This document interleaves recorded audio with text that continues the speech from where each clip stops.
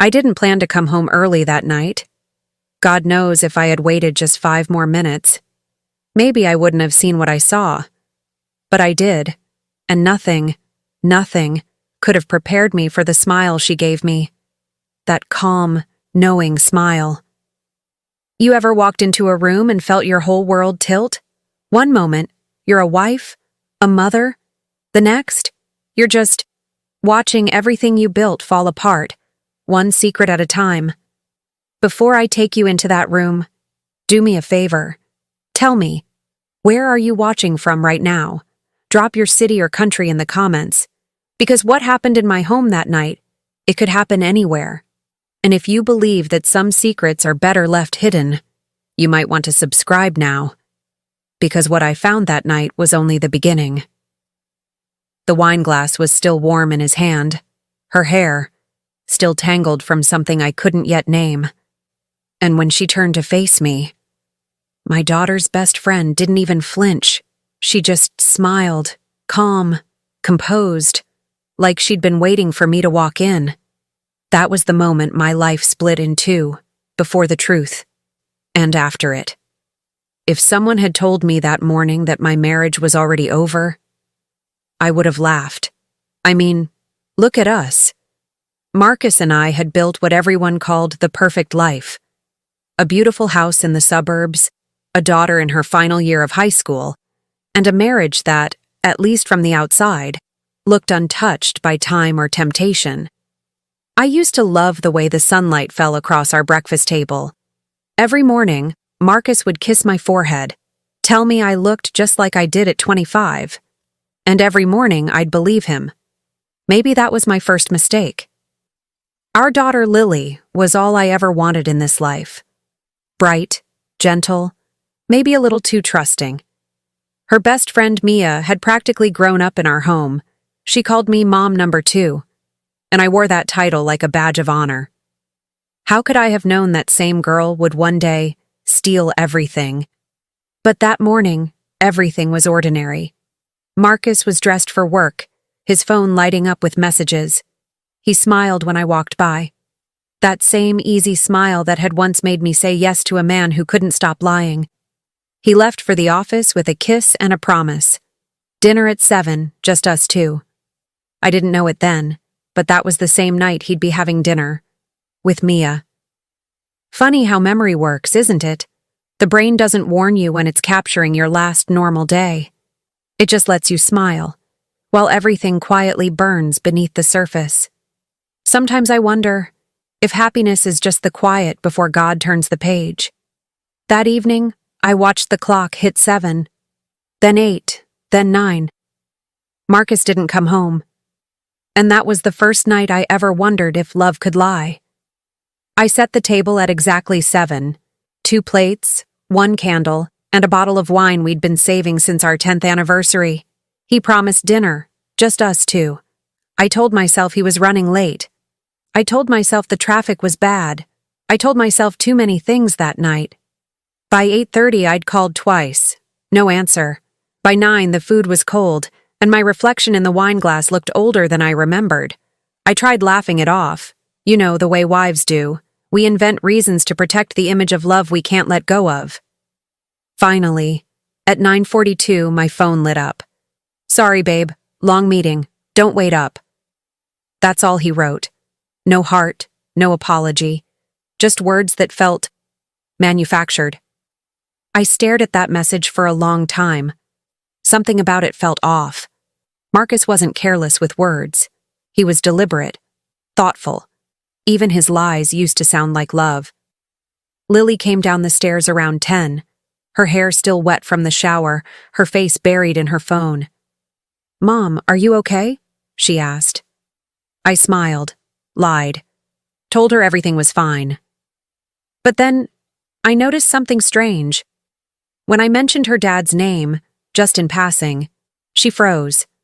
Not visibly, not in a way most mothers would notice, but I did.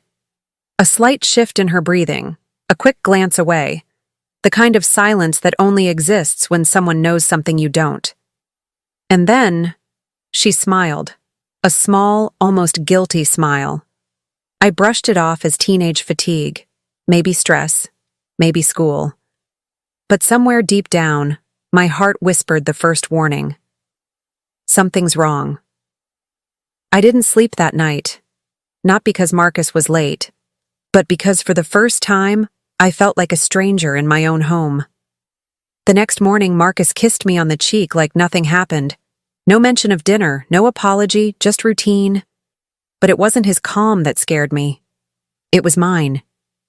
Because deep down, I'd already started planning, not for confrontation, but for discovery.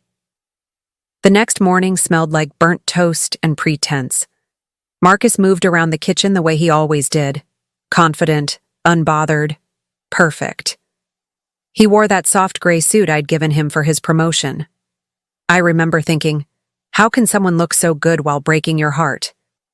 He kissed me on the forehead, told me he had an early client meeting.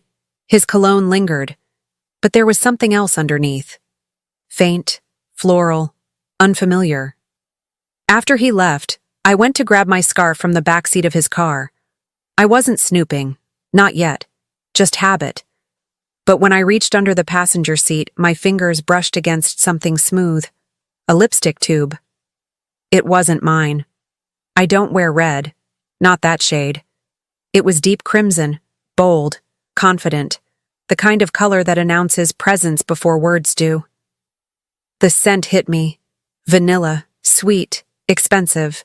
My heart started racing, not because of what it meant, but because of what I was afraid to believe. I took it inside, placed it on the counter. For an hour, I stared at it between sips of coffee. It became a symbol of all the things we don't want to see when they're right in front of us. Lily came downstairs late that morning, hair messy, hoodie oversized, still that same tired smile. I asked how her study group went last night. She said, "Fine." Just that. One word. But I noticed the smallest smudge. Red. Right at the edge of her wrist. I wanted to ask. God knows I did. But something inside me stopped. That quiet mother's instinct that whispers, "Don't ask until you're ready for the truth." So I smiled again, pretended everything was normal. I tucked the lipstick away in my drawer, and for the rest of the day I tried to forget the color red. That night I dreamed in red. Red lips, red wine, red warning. But when I woke up, the nightmare had just begun. Because the next day, I found out she'd be coming to dinner. By evening, the lipstick was still in my drawer, a secret pulsing under everything I did that day. I'd almost convinced myself it was nothing. Maybe one of Lily's friends left it in the car. Maybe it wasn't what I thought. Then the doorbell rang. And when I opened it, there she was.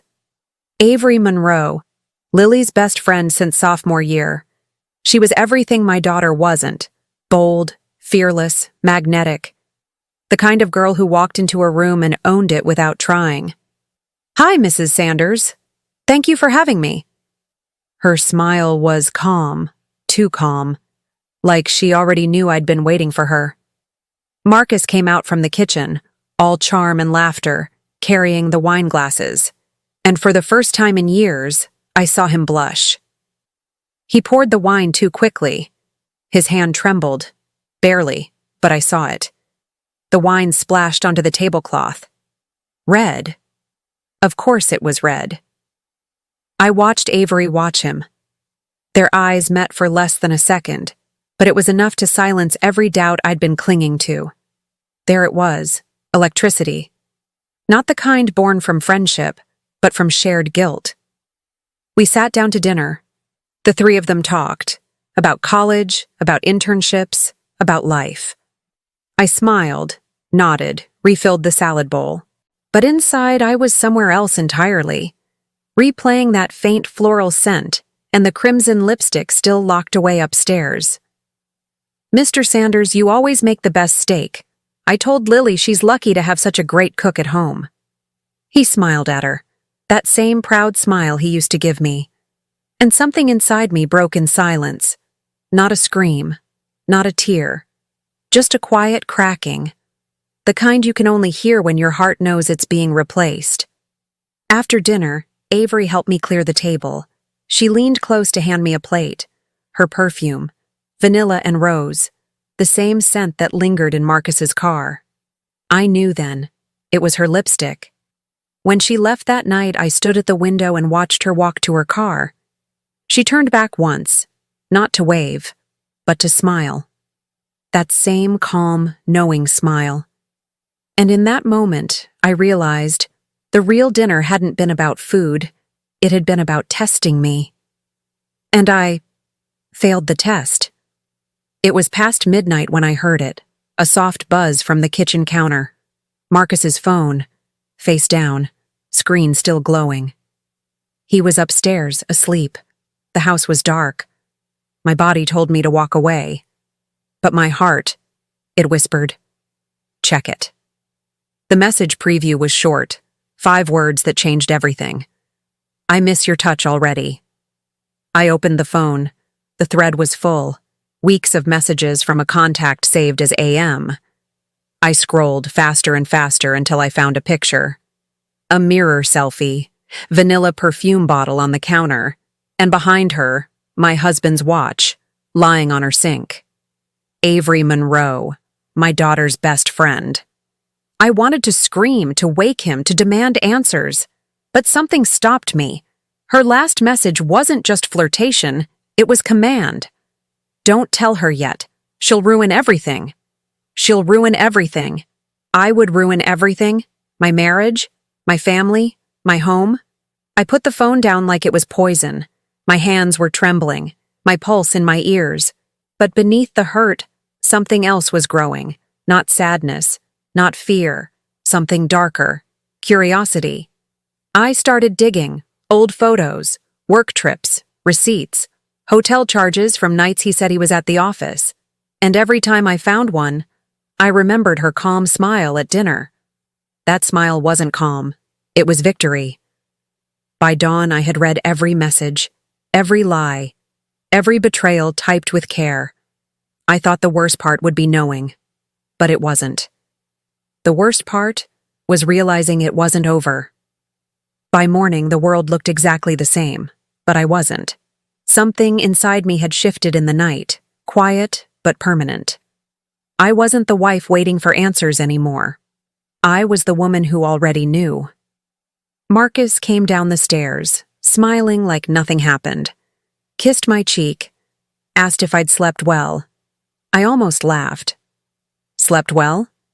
After reading every lie you typed under my roof? I stirred my coffee and said, "You know, I had the strangest dream last night." He looked up, half curious. "Oh yeah? What about?" I smiled. About betrayal. It felt so real. He laughed it off, said I'd been watching too many of my true crime shows. I nodded.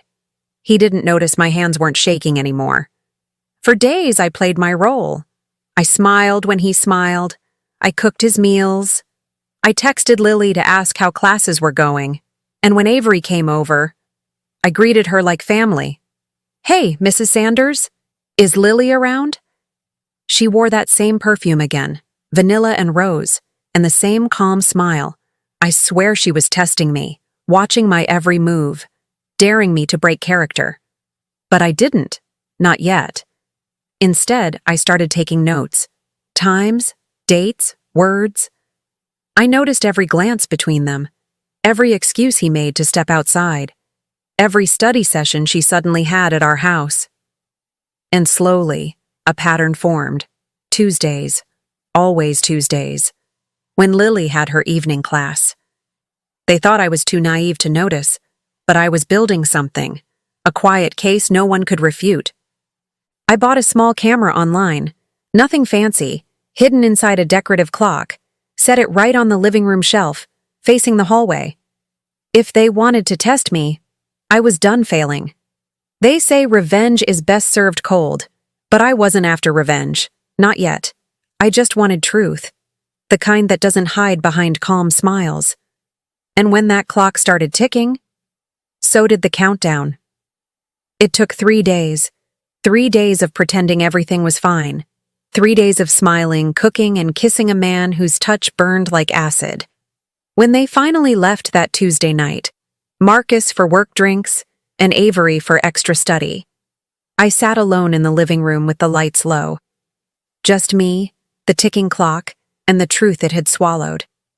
I took the SD card out, slotted it into my laptop, and pressed play. At first, nothing, just an empty hallway, the sound of wind against the window, a creak, a shadow. Then, there it was, Marcus, his back turned, jacket half off, phone in hand. And then her, Avery, smiling that same calm smile, the one she used on me. They kissed, not desperate, not forbidden, familiar, comfortable. My throat went dry. I couldn't blink. I thought I'd scream, but no sound came out. I watched them talk, laugh, touch. Then Marcus said something I'll never forget. She's so easy to fool. He wasn't talking about Avery.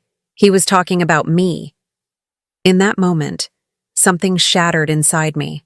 Not just my heart, but the version of myself that trusted. I slammed the lid shut and just sat there. The ticking clock suddenly sounded like thunder.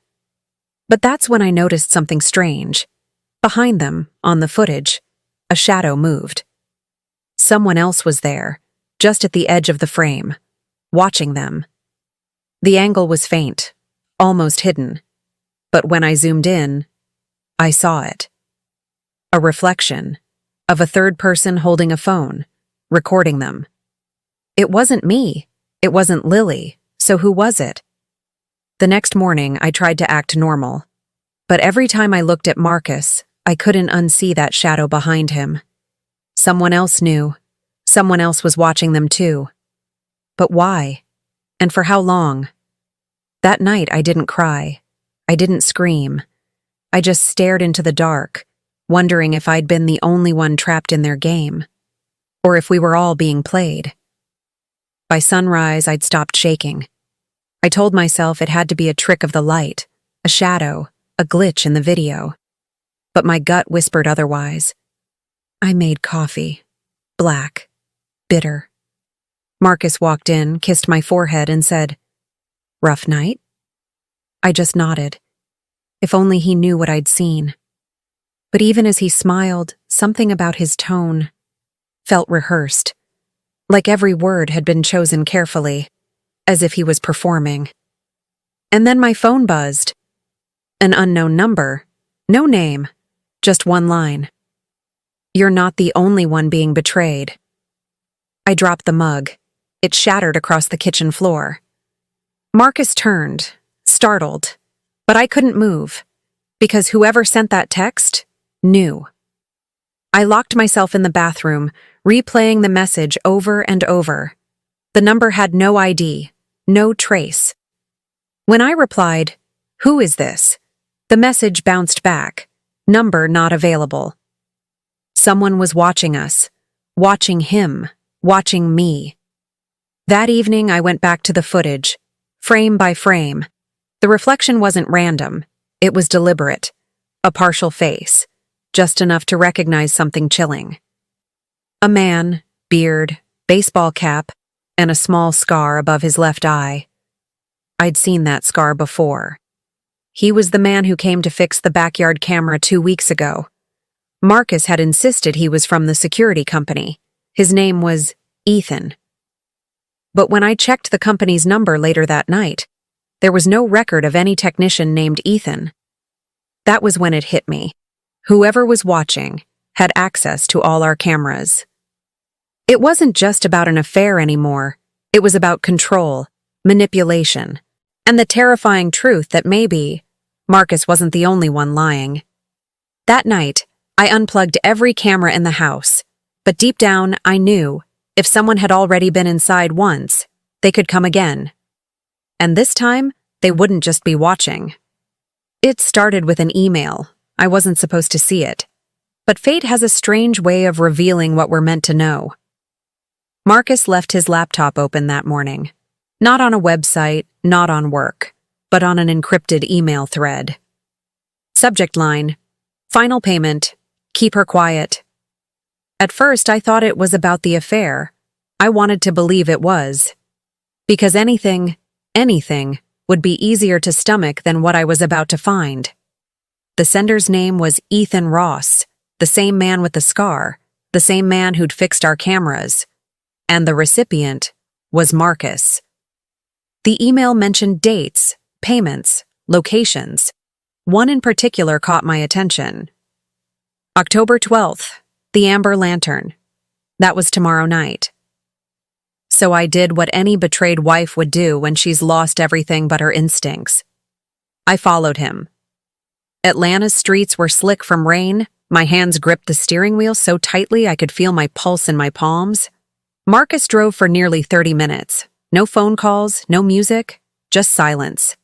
When he finally stopped, he parked outside the Amber Lantern, a low-lit bar at the edge of the city.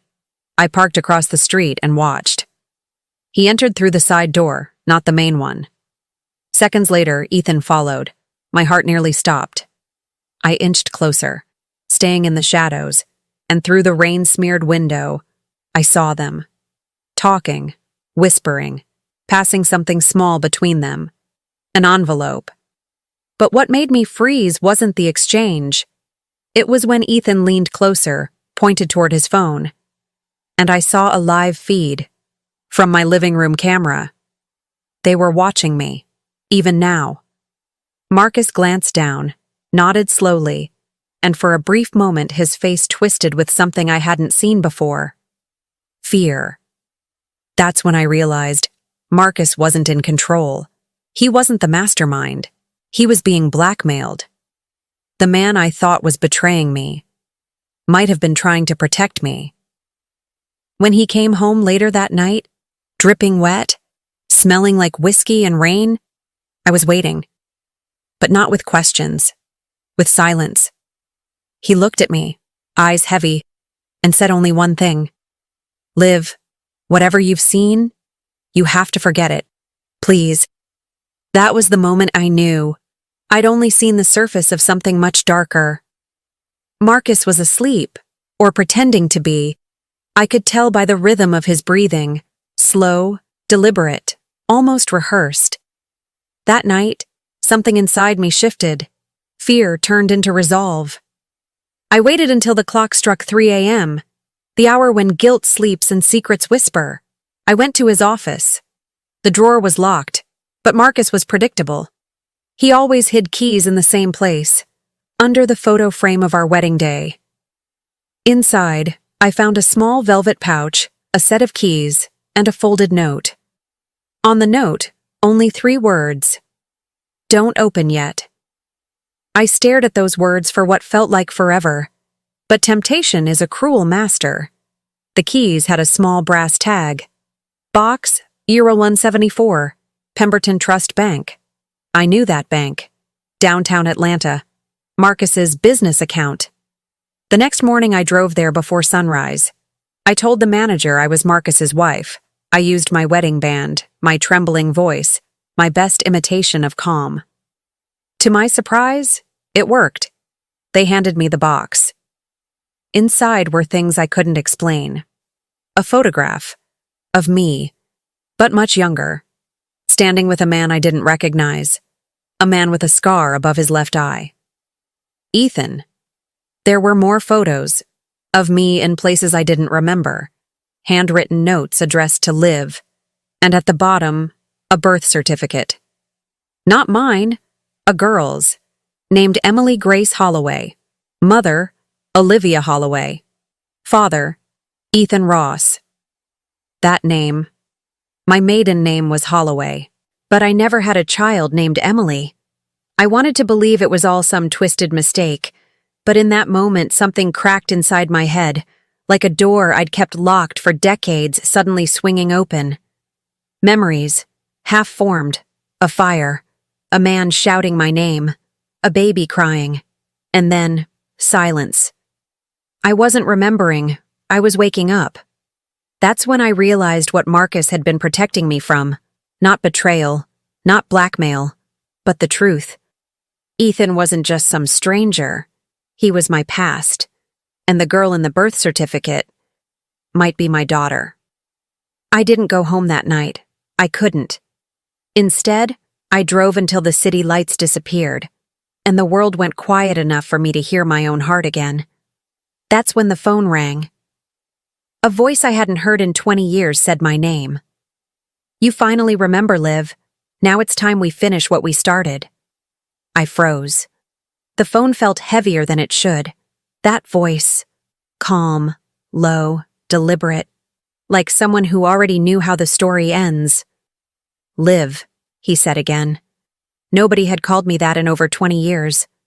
Not since before Marcus, before the fire.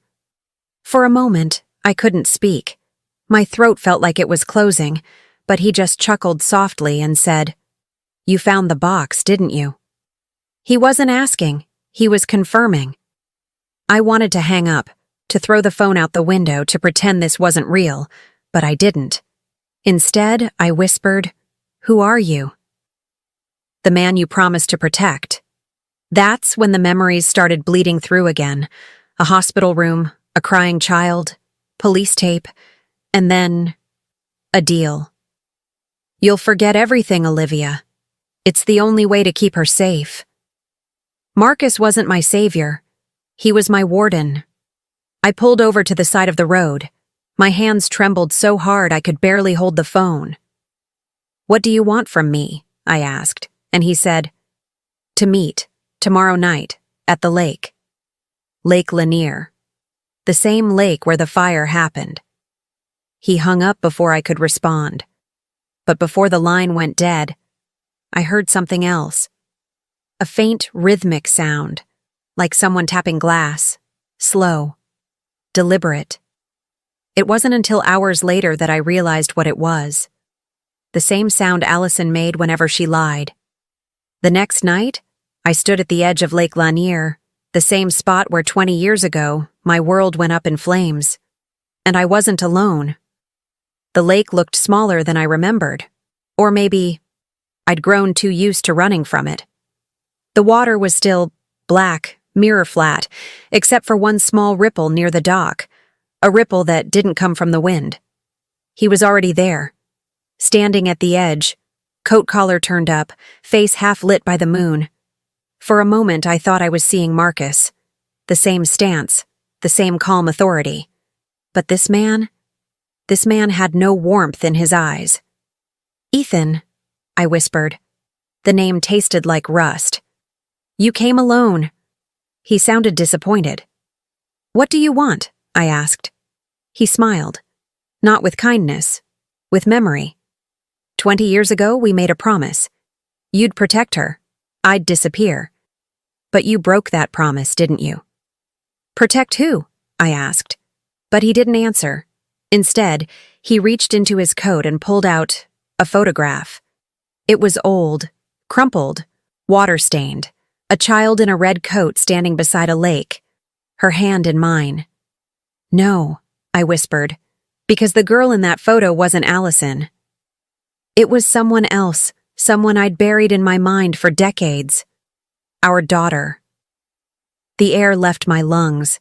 I wanted to scream, to deny it, to tell him he was lying. But the truth was already crawling up from the depths of my chest. Her name was Clara. She died the night of the fire, or so Marcus told me. "You didn't lose her, Liv. He took her." My knees went weak. I stumbled back, but Ethan stepped closer. "He made you forget," Ethan continued. "He wiped everything, your name, your past, your motherhood, because you were about to expose him." "Expose him for what?" I whispered. "For what he did to the children in that hospital wing." My heart stopped. I remembered the box, the hospital letters, the coded files, Marcus's handwriting on the back of every envelope, my husband, my captor, my eraser. Rain started falling hard, like the sky was trying to drown the truth before I could speak it. "Where is she?" I screamed. Ethan just stared, like he couldn't decide whether to pity me or hate me. "He still has her." "She's alive?" "Barely. But if you want her back, you'll have to finish what you started." He turned away, his coat whipping in the rain. and said one last thing before disappearing into the dark. "He's not who you think he is, Olivia, and neither are you." I fell to my knees, the photo still clutched in my shaking hand. Lightning lit the lake, and for a split second, I saw something just below the surface, a shape, small, still, wrapped in red. By dawn, I was already driving back home. Not to find safety, but to face the man who taught me how to forget. They say home is where you're safe, but driving up that hill toward our house, I knew. I wasn't coming home to safety. I was coming home to the scene of the crime. The porch light was still on, swaying in the wind. Marcus always left it on when he worked late. Except, his car was already in the driveway. For a moment I thought about turning back, but Ethan's words wouldn't leave me. He made you forget. He still has her. My hands tightened on the steering wheel. If this was the night everything ended, I'd at least die knowing the truth. The house smelled the same. Cedar, coffee, faint cologne. Too familiar, too perfect. Like a set built for a life that never really existed. The living room was dim, except for one lamp near the piano, and on the piano sat a glass of red wine. My glass, still half full. "You're home early," a voice said from the hallway. Marcus stepped into the light, shirt sleeves rolled up, smile too calm, the kind of smile that hides a lifetime of precision. "Rough day, you could say that. You look tired. You shouldn't drive in this weather. Sit down. I'll pour you another glass." He turned his back to me, and that's when I noticed the drawer under his desk was slightly open. Inside, the corner of a photograph peeked out, the same photo Ethan had shown me, the little girl in red. My throat went dry. I took a slow step closer, pretending to look for a coaster, but Marcus turned around, too quickly. "You went to the lake, didn't you?" My stomach dropped. He knew. "You tell me, Marcus, should I have?" "You always did have a curious mind, even after the treatment." The word treatment hit me like ice water, and suddenly, the missing fragments began to return. A room, bright lights, Marcus standing over me, a doctor's voice saying, "She won't remember." "What did you do to me?" "I saved you, Olivia. You saw things you weren't supposed to see.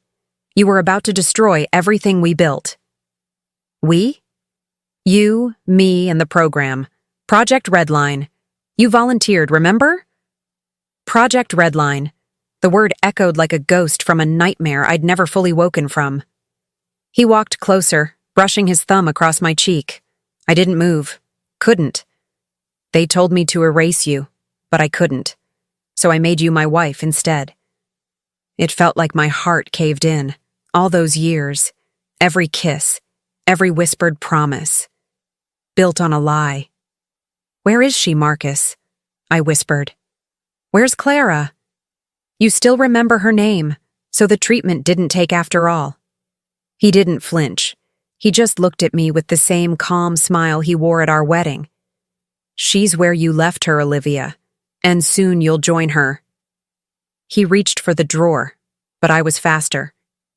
We fought in the flicker of lamplight, shadows spinning against the walls, his hand around my throat, my fingers finding something cold, the wine bottle. He fell, still smiling. I didn't know if he was dead. I didn't care. Because in that same drawer, beneath the photo, was a flash drive labeled Redline Clara Euro 9. The screen blinked alive. The flash drive labeled Redline Clara Euro 9 hissed faintly as I inserted it into the port. I don't know why my hands were shaking, from fear or from the thought that I was finally about to meet the girl who ruined my life. The folder contained a series of video logs, each labeled by date. The first one was 13 years ago, the same year Marcus and I met. Subject 9 shows elevated empathy response. Memory suppression in Phase 3 scheduled for Friday. But she's bonding with the child. She thinks she's her mother. Good. That means the procedure's working. That voice. That woman. It was mine. I scrubbed through the footage, watching myself in a hospital gown, strapped to a chair. Marcus beside me, holding my hand, whispering, "It's okay, Liv. It's for the greater good." I couldn't breathe. Every memory I'd ever doubted came rushing back. Clara's face in the park, the screams at night, the endless white rooms. Then the final log loaded, dated just 3 days before my wedding. "She's stable. Redline is a success. Wipe all traces of Clara. Reassign subject to suburban control simulation." And the child? "Dispose quietly. Frame as drowning incident." The screen froze on his face, smiling. Calm, just like that night. For a long time I just sat there, the rain outside slowing to a soft whisper. The kind of silence that only exists when the world has ended, but your heart hasn't realized it yet. "Olivia, I found the missing files. You need to get out now." "What do you mean?" "They're coming for the drive. Redline wasn't just an experiment, it was government-funded. Marcus wasn't acting alone." "You're saying there are others?" "Dozens, maybe hundreds. Olivia, you were the prototype." The line went dead, and that's when I heard it, the click of the front door unlocking downstairs. Through the window reflection, I saw 2 men in black suits enter, their faces calm, clinical. One carried a syringe. The other wore Marcus's wedding ring. He wasn't alone. He was one of them. I didn't have a plan, just instinct. I grabbed the flash drive, shoved it in my pocket, and ran through the storm. Behind me, a voice through a megaphone echoed down the street. "Subject 09 is compromised. Terminate retrieval." I ran until my lungs burned, until the sound of my own heartbeat drowned out everything else. Somewhere deep down, I knew this wasn't over, because if there was a Subject 09, there were at least 8 others before me. I don't remember how far I ran, only that when the rain stopped, the world felt too quiet. I found myself standing beneath a flickering sign. St. Aurelia's Home for Children. It was the same name I'd seen in the Redline files, the same name written beside Clara's birth record. I pushed through the rusted gate, my clothes soaked through, and followed the sound of a music box. Soft, familiar, playing somewhere inside. Down the hallway, the walls were lined with photographs, smiling children, identical faces. Every one of them looked like Clara. At the end of the corridor was a door marked, "Archive Room, Restricted." I turned the handle. It was unlocked. Inside, shelves upon shelves of files, each labeled by code, each file stamped with a word that burned through my skull, Mother Unit. There was one more folder lying open on a table. Inside, a photograph. Marcus, standing beside a young woman. Blonde hair, blue eyes. Her name tag read, Dr. Clara Reynolds. Clara Reynolds wasn't my daughter. She was my creator. Redline wasn't about erasing memory. It was about implanting motherhood. They needed emotional templates, real, raw maternal bonds, and I was the test subject. She'll never know. She'll love her like her own. That's what makes it perfect. I dropped the folder and screamed. Every word, every memory, every kiss goodnight was designed.